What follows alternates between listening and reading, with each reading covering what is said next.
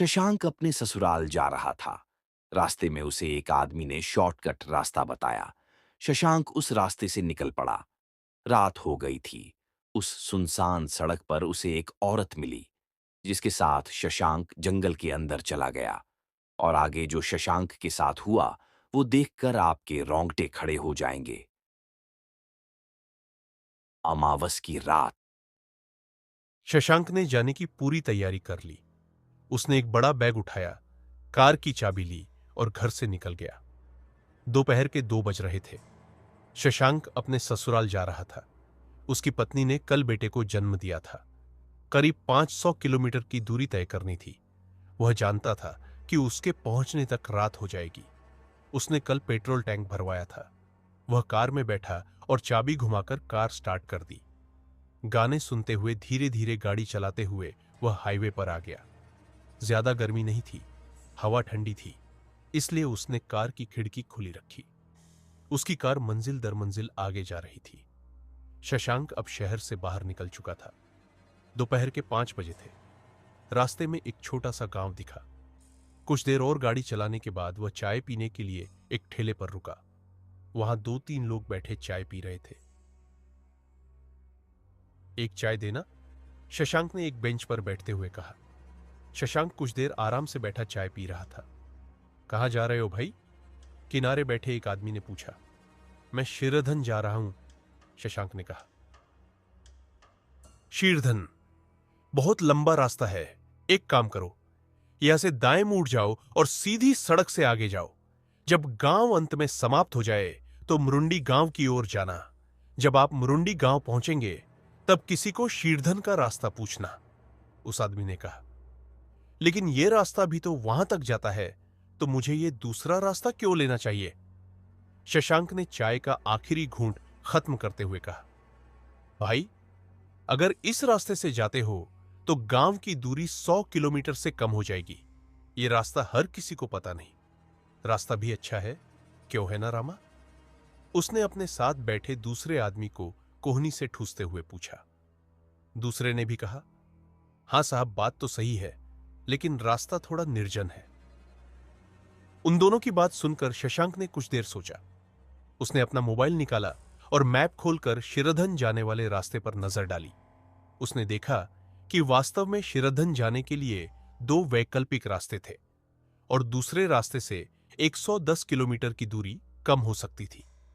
यह देखकर शशांक ने कहा, ओह सच में, यह सड़क मुझे जल्दी पहुंचा सकती है। धन्यवाद भैया, धन्यवाद। शशांक ने उस आदमी को धन्यवाद दिया और कार में बैठ गया। शशांक के जाने के बाद उनमें से एक ने कहा, अरे पगला गए हो क्या? तुमने उस आदमी को उस रास्ते जाने के लिए क्यों कहा? तुम्हें पता नहीं क्या उस रास्ते पर वो रहती है? चुप रहो, इन्हीं सब बातों की वजह से हमारे गांव बदनाम हो रहे हैं। कुछ नहीं होगा, उसने उसे चुप कराते हुए कहा। अरे लेकिन आज अमावस की रात है, दूसरे ने मन ही मन कहा। यहां शशांक ने अपनी कार दाहिनी ओर मोड़ ली और दूसरा रास्ता पकड़ लिया। शाम के 5:30 बज रहे थे। शशांक ने अपने मोबाइल में मैप रखा हुआ था, इसलिए उसे कार रोककर किसी से रास्ता पूछने की जरूरत नहीं पड़ी। मन ही मन शशांक बहुत खुश था, क्योंकि वो जल्द ही अपनी पत्नी और बेटे के पास पहुंचने वाला था। 1 और घंटे तक गाड़ी चलाने के बाद वो मुरुंडी गांव पहुंच गया। सर्दी के दिन होने के कारण सूर्यास्त जल्दी हो गया था। वातावरण धीरे धीरे अंधकारमय होता जा रहा था। मुरुंडी गांव की बाहरी सड़क से 2 अलग अलग रास्ते दिख रहे थे। शशांक ने बाईं ओर मुड़ते हुए दूसरा रास्ता अपनाया और आगे बढ़ गया। हालांकि रास्ता ज्यादा चौड़ा नहीं था, लेकिन ज्यादा ऊबड़ खाबड़ भी नहीं था। शशांक धीरे धीरे गाड़ी चलाता हुआ आगे बढ़ रहा था। सड़क पर ज्यादा ट्रैफिक नहीं थी। आसपास बड़े बड़े पेड़ और झाड़ियां दिख रही थी। जैसे जैसे शशांक आगे बढ़ता गया, उसे इस बात पर आश्चर्य जरूर हुआ कि काफी समय से सड़क पर कोई दूसरी कार नजर नहीं आई थी। शशांक की नजर पेट्रोल के इंडिकेटर पर गई। कार में अब थोड़ा सा पेट्रोल बचा था। थोड़ा आगे चलने पर उसे दूर सड़क के किनारे एक छोटी सी झोपड़ी दिखाई दी। सुनसान सड़क पर काफी देर तक अकेले गाड़ी चलाने के बाद शशांक को उस छोटी झोपड़ी को देखकर राहत मिली। उसने कुछ देर वहीं रुकने का फैसला किया।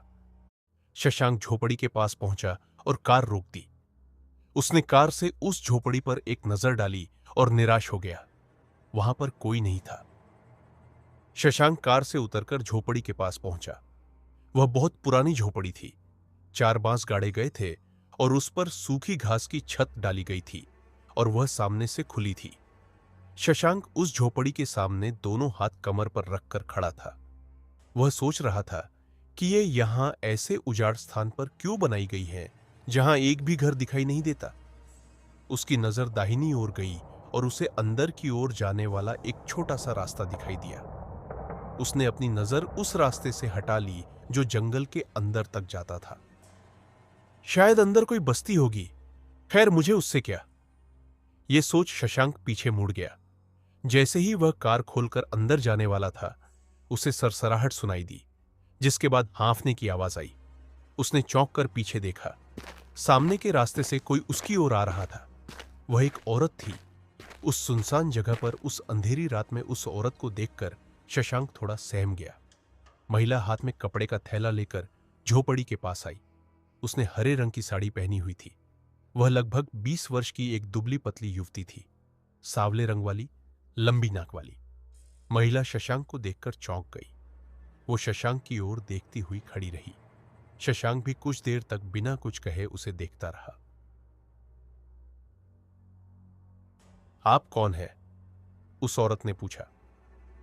मैं शिरधन जा रहा हूं क्योंकि कार में पेट्रोल खत्म हो रहा है।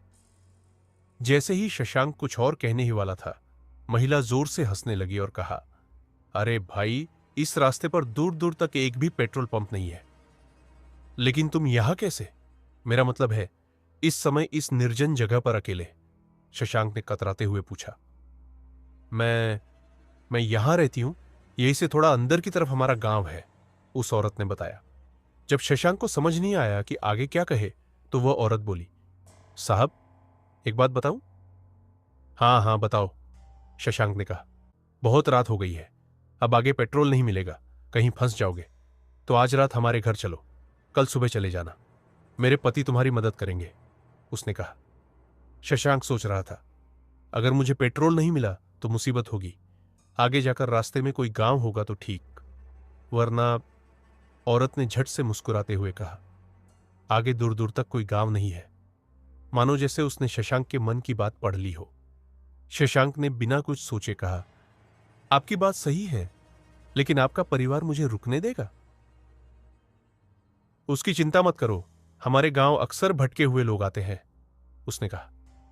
ठीक है, क्या हम आपके घर तक कार ले जा सकते हैं? शशांक ने पूछा। औरत ने कहा, वहां तक गाड़ी नहीं जा सकती, हमें पैदल ही जाना होगा। ठीक है, मैं अपना बैग लेता हूं और कार एक तरफ पार्क करता हूं, शशांक ने कार खोलते हुए कहा। वह बिना कुछ कहे स्तब्ध खड़ी थी।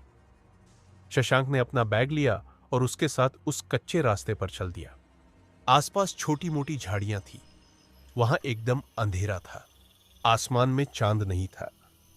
उस डरावने इलाके में सिर्फ महिला की पायल की आवाज ही सुनाई दे रही थी। चलते हुए शशांक को ऐसा लगा जैसे वो कुछ गलत तो नहीं कर रहा है। महिला बिना कुछ बोले तेज कदमों से चल रही थी। शशांक उसके पीछे चल रहा था। थोड़ा आगे चलने पर सामने एक छोटी सी जलधारा शुरू हो गई। धारा में उथला पानी बह रहा था। धारा के नीचे आने के बाद वो दोनों धीरे धीरे पानी के बीच से चल रहे थे। शशांक ने अपने पास रखी टॉर्च की रोशनी को नीचे गिराया। रोशनी में उसने देखा, सामने वाली महिला के पैर उल्टे थे। यह देखकर शशांक चौंक गया। उसका दिल जोर से धड़कने लगा। शरीर पानी पानी हो गया। उसे चक्कर आने लगे। शशांक के पैर जैसे जमीन पर जम गए थे। महिला ने शरीर को हिलाए बिना धीरे धीरे अपना सिर पीछे घुमाया। उसका चेहरा अब बिल्कुल बदल चुका था। चेहरे पर लाल झुर्रियां थी।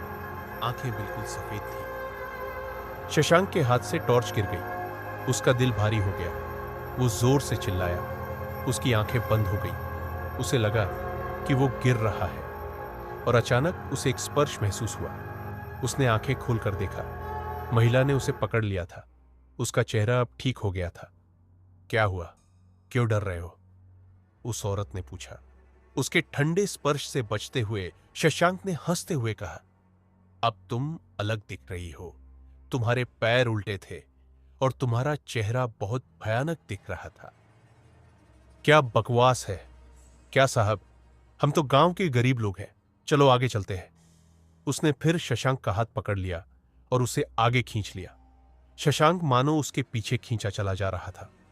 दोनों अब धारा पार करके ऊपर आ गए। सामने एक छोटा सा कुआं था, जिसके आगे 50 कदम की दूरी पर एक छोटा सा मकान दिखाई दे रहा था। दोनों आगे आए। महिला ने घर का दरवाजा खोला। घर के अंदर एक छोटा दिया जल रहा था। उसने शशांक को बैठने के लिए कंबल बिछाई। शशांक वहीं चुपचाप बैठा रहा। उसने शशांक को पीने के लिए पानी लाया।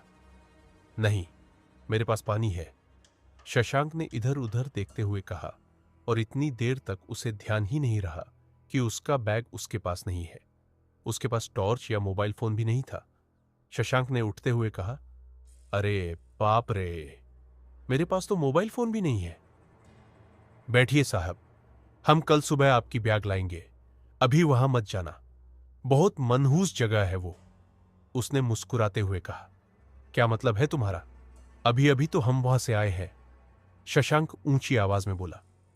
गुस्सा मत करो साहब, वह जगह अकेले आदमी को भ्रमित करती है।